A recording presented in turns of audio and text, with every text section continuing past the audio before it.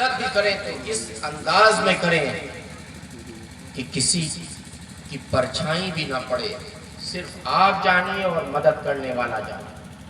یہ انداز اللہ کو پسند آتا ہے۔ جب آپ اس انداز سے کسی کی مدد کریں گے، اللہ تبارک و تعالیٰ آپ کے رزق میں بھی برکتیں عطا فرمائے گا اور آپ کے کاروبار میں دن دونی رات چوگنی ترقی پیدا ہوگی۔ بہت ماشاءاللہ، کیونکہ اللہ تبارک و تعالیٰ وَتُعِزُّ مَن تَشَاءُ وَتُذِلُّ مَن تَشَاءُ بِيَدِكَ الْخَيْرُ وَهُوَ عَلَىٰ كُلِّ شَيْءٍ قَدِيرٌ۔ جس کو وہ چاہتا ہے عزت دیتا ہے، جس کو وہ چاہتا ہے ذلت دیتا ہے۔ نہ آپ کے ہاتھ میں ہے، نہ کسی ہمارے ہاتھ میں ہے، نہ کسی مولانا کے ہاتھ میں عزت اور ذلت ہے۔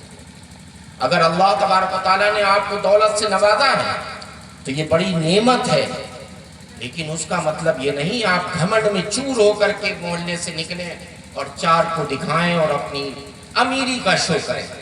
نہیں، بلکہ اللہ تبارک و تعالیٰ نے آپ کو یہ دولت دے کر کے یہ امتحان ہے کہ آپ اس دولت کو کہاں خرچ کر رہے ہیں، کیا بات، واہ، کس کے اوپر خرچ کر رہے ہیں۔ یہ آپ کے ہاتھ میں اختیار دیا ہے اس نے۔ اگر آپ نے اس دولت کو نیک کاموں میں خرچ کیا، کسی پریشان حال بیوہ کے اس میں خرچ کیا جس کا کوئی کمانے والا نہیں، کوئی ایسی جگہ خرچ کیا، کوئی بچہ ہے جو دینی تعلیم حاصل کرنا چاہتا ہے، اس کے گھر میں کوئی ایسا نہیں ہے جو اس کا خرچ اٹھا سکے، اور آپ نے خاموشی سے اس کی مدد کر دی، تو یہ پیسہ آپ کے لیے یہاں بھی کامیاب ہے اور وہاں بھی کامیاب ہے۔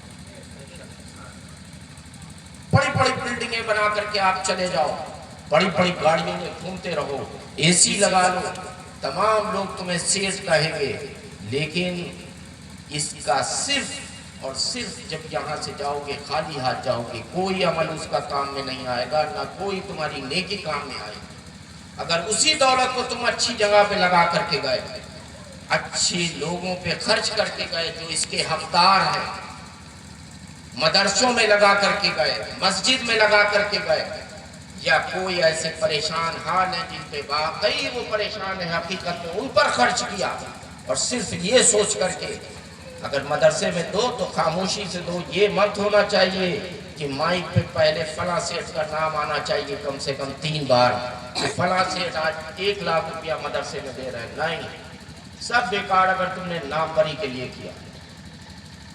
جو بھی دینا ہے خاموشی سے، کیونکہ میں دے رہا ہوں اللہ کی رضا کے، بس یہ نیت ہونا چاہیے، خاموشی سے مٹھی بند ہونا چاہیے، کیا بات، واہ، وہ تمہارے کامیاب ہو گئے۔ بے شک، سبحان اللہ۔ اور 1 لاکھ دیا وہ کامیاب نہیں، تم نے 500 دیے وہ کامیاب۔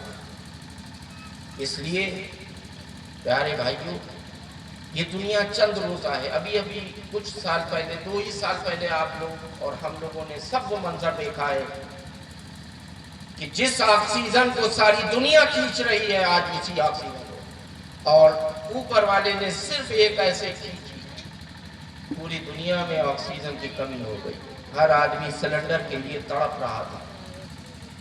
کتنے لاکھ مر گئے، کتنے کروڑ مر گئے، کوئی گنتی نہیں آج بھی۔ کیوں؟ کیونکہ اس کو دکھانا تھا کہ جب میں رسی ٹائٹ کرتا ہوں کہ نہ تو تمہاری میزائلیں کام آئیں گی، نہ تمہارے کوئی ڈاکٹر کام آئیں گے، نہ تمہاری کوئی دوائیں کام آئیں گی، سب کی سب رکھا رہ جائے گا۔ یہ قیامت کا ایک ہلکی سی جھلک تھی، ایک ہلکا سا منظر تھا۔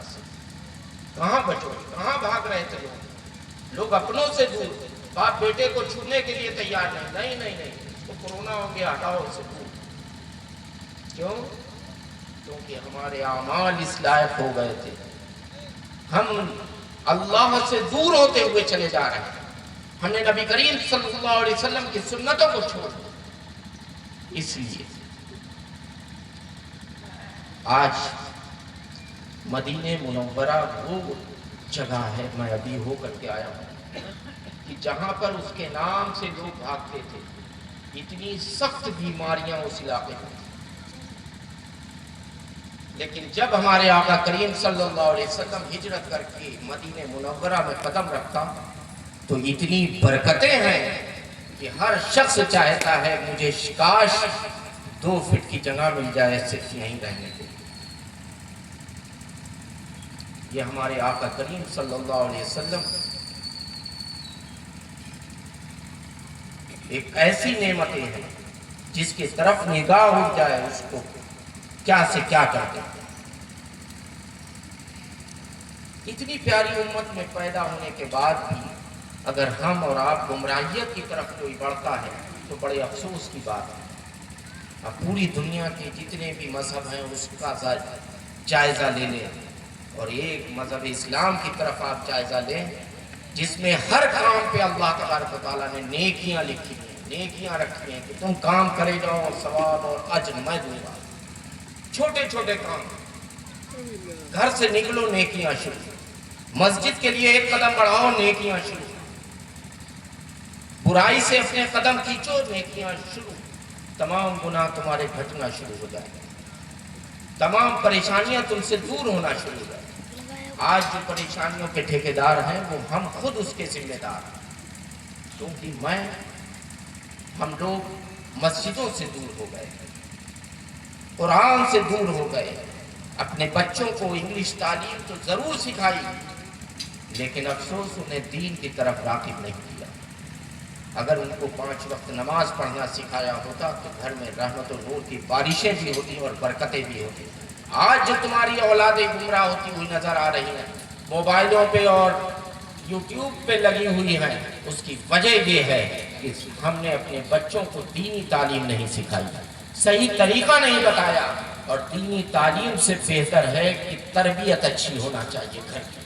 والدین کی اگر تربیت اچھی ہوگی اپنے بچوں کے لیے، اگر والدین 5 وقت کا نمازی ہوگا تو انشاءاللہ اس کی اولاد بھی 5 وقت کی نمازی بنے گی۔ جب باپ اور ماں خود یوٹیوب پہ لگے ہوئے ہیں، موبائل میں لگے ہوئے ہیں تو بچہ کیا سیکھے گا؟ اگر بچے کی پہلی درسگاہ ہوتی ہے